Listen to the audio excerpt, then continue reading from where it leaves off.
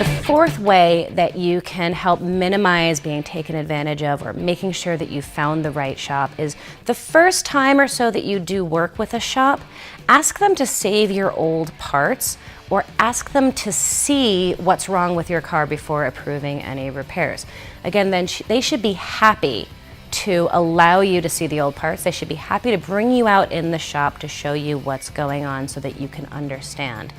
Ask all the questions. You may not really care what a ball joint is, I get that, but when somebody tells you you need a ball joint, just say, why?